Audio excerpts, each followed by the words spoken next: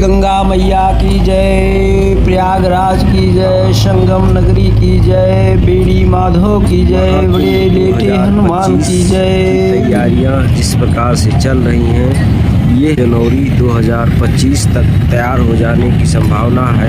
और दारागंज के दशामेश्वर घाट पर जो सीढ़ियां बनाई जा रही हैं, वो सीढ़ियों के रास्ते श्रद्धालु नीचे उतरकर माँ गंगा में डुबकी लगा सकते हैं और उनके पुण्य को प्राप्त कर सकते हैं। यह जनवरी 2025 में प्रारंभ होने वाला महाकुंभ 14 जनवरी से प्रारंभ हो जाएगा और 14 जनवरी से लेकर के मौनी अमावस्या, बसंत पंचमी और महाशिवरात्रि तक श्रद्धालुओं को यहाँ पे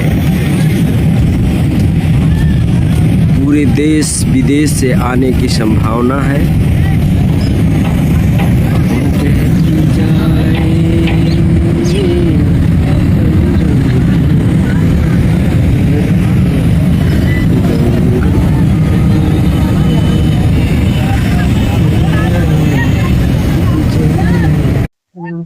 भारतीय वाङ्मय में कुंभ के अनेक गूढ़ प्रतीकार्थ तथा चरितार्थ निकाले गए हैं। इसकी व्युत्पत्ति 3 प्रकार से सिद्ध की गई है। एक है कुत्सितम उभयति दूरयति जगत द्वितीयेति कुंभा, अर्थात जो जीवन को कुत्सित तत्वों से दूर कर देता है, विकार छन कर बैठ जाते हैं, वो कुंभ है। इसकी दूसरी व्युत्पत्ति है कुमः भावयति दीपयति तेजो वर्धनेति कुंभा। ये माँ गंगा की पावन धारा धीरे धीरे बढ़ती हुई संगम, जहाँ गंगा यमुना सरस्वती मिलती हैं, वहाँ पर पहुँचेंगी और वही अर्थात आगे किले के से कुछ ही दूरियों पर यह संगम स्थल है, जहाँ श्रद्धालु महाकुंभ 2025 में स्नान करेंगे, जो देश ही नहीं विदेशों से ही श्रद्धालुओं के आने की संभावना है। यह मेला 14 जनवरी से प्रारंभ हो जाएगा। तैयार किया जाता है और मिट्टी में जल सुयोग होता है। धारा यह पूरे वेग के साथ जिस पर दारागंज मिट्टी में जल, अग्नि, वायु और आकाश का संयोग होता है, उसी प्रकार शरीर का निर्माण होता है। पंच महाभूतों से गीली चिकनी मिट्टी के पिंड को प्रजापति कुम्हार चाक पर चढ़ाता है।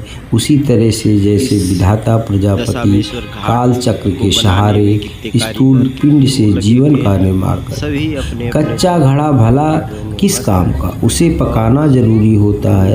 जितना पक जाए उतना परिपक्व यानी मजबूत यानी धारक होना होगा। धारण करना ही धर्म है। संकेत ये है कि मनुष्य अपनी साधना की ऊष्मा से जितनी तपस्या अग्नि सेवन करेगा, उतना ही वो परिपक्व होगा।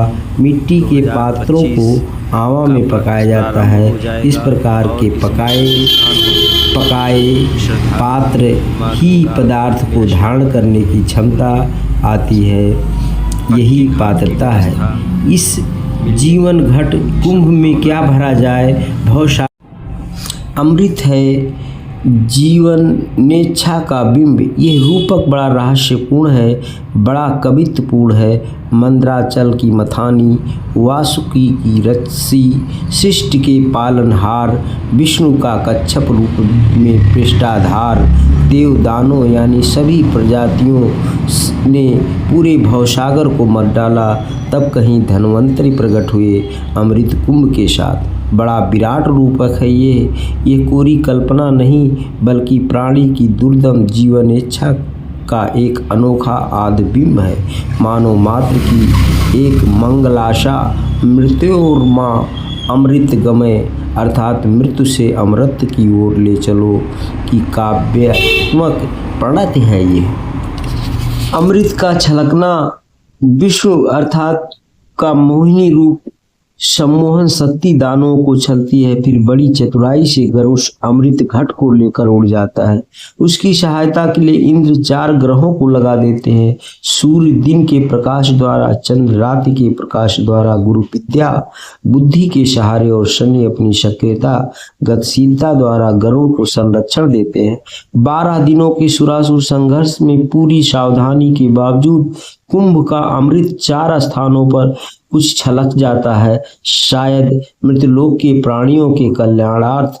पहला प्रयाग के त्रिवेणी संगम में, जहां 2025 में महाकुंभ लगने वाला है। दूसरा हरिद्वार की गंगा में, तीसरा उज्जैन की क्षिप्रा नदी में, और नासिक की गोदावरी में, और कुछ वृंदावन में तथा दक्षिण के कुंभकोणम में।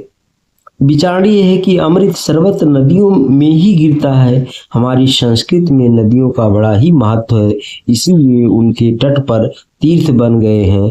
तीर्थ का अर्थ है पार करना, अर्थात जीवन सरिता को उत्तीर्ण कर लेना। ये भौतिक सरलता का प्रतीक है। यही हमारी तीर्थ संस्कृति है। इस सागर मंथन की एक कथा दुर्वासा के शाप और लक्ष्मी के प्रकाट से संबद्ध है। दूसरी कथा में विंता कद्रू की स्पर्धा में गरुड़ द्वारा अमृत घट लाने का विवरण है। तीनों में पृथ्वी पर अमृत छलकने का वृतांत है। तीनों में समुद्र, वायु और पक्षीराज हैं। इस